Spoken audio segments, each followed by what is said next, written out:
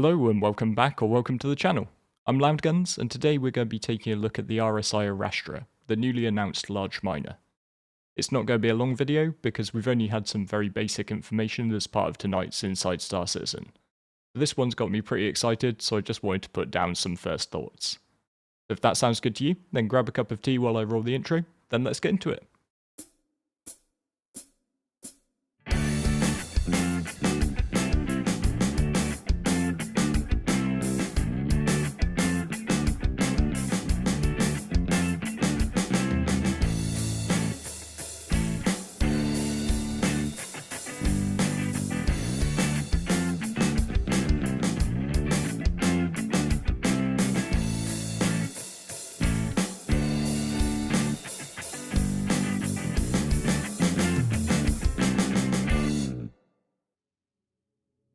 For a while now, we've had three mining vehicles in Star Citizen: the ROC mining buggy, the solo MISC prospector, and the medium multi-crew Argo mole.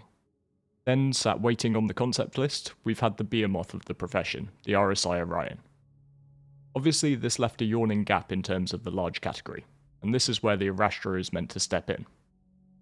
The ship looks to represent a really good bridge between the mole and the Orion, getting a fair amount of the best of both worlds.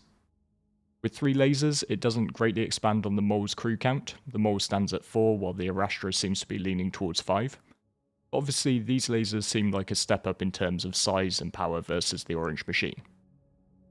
The lasers have been specifically designed to have a much greater amount of maneuverability, allowing the laser operators to handle positioning themselves without all the up a bit, down a bit, to the left a bit that we've come to love and hate in the mole. This also importantly distinguishes the Arrastra from its bigger brother, the Orion, which is confined to only mining in space, so this is clearly meant to go down to ground.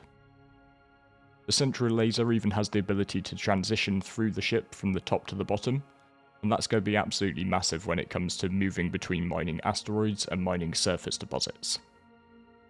I also really like how the bridge has been designed. With the lasers being remote, you're able to have the pilot and the operators nestled together on this great looking bridge, which to my mind just enhances the multi-crew experience.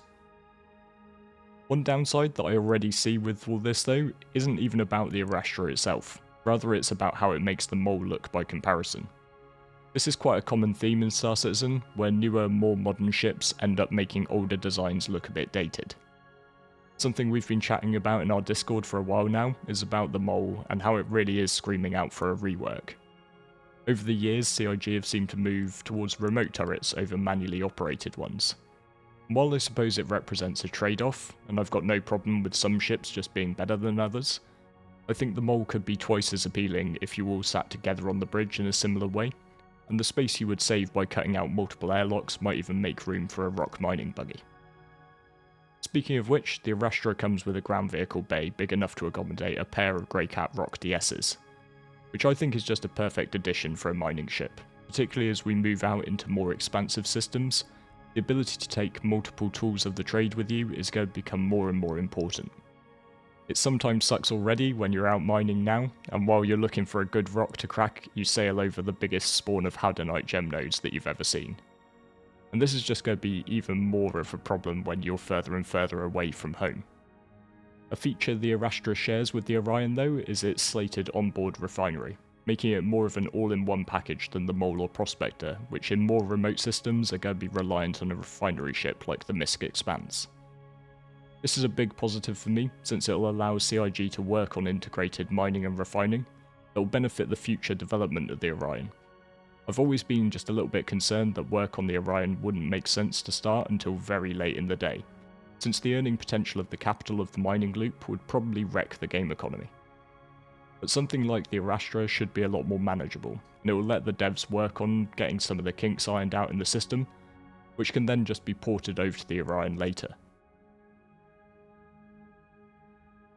So as you can probably tell, I'm pretty excited. This is my excited voice, as I'm sure many of you who may have found my channel initially due to my mining content are. But now let me just inject a wee bit of caution and realism before you go running off to add one to your cart the moment the concept sale starts on Saturday. As ever, concept sales are concept sales. Keep in mind that this ship might not enter the verse for a long time to come, and all you'll have to show for your purchase will be a JPEG in your hangar. Then when it does come out, you'll get exclusive access to it for 1 or 2 whole patches before you can head off to buy it to wait for a UEC anyway. Also, it's obvious, but I like shouting about these things. The information released so far about the ship is not enough to make an informed decision about spending what will likely be a fair chunk of money on it. We're missing key information about the ship in terms of specs and stats, which will obviously come on Saturday, but personally when it comes to concept sales, I always like to wait for the Q&As and any potential follow-up clarifications before reaching for my wallet. But purely from the perspective of someone interested in seeing the mining game advance, this ship has got me really buzzing. And it might just be that I need to ask my wife to look after my debit card on Saturday to ensure that I follow my own advice.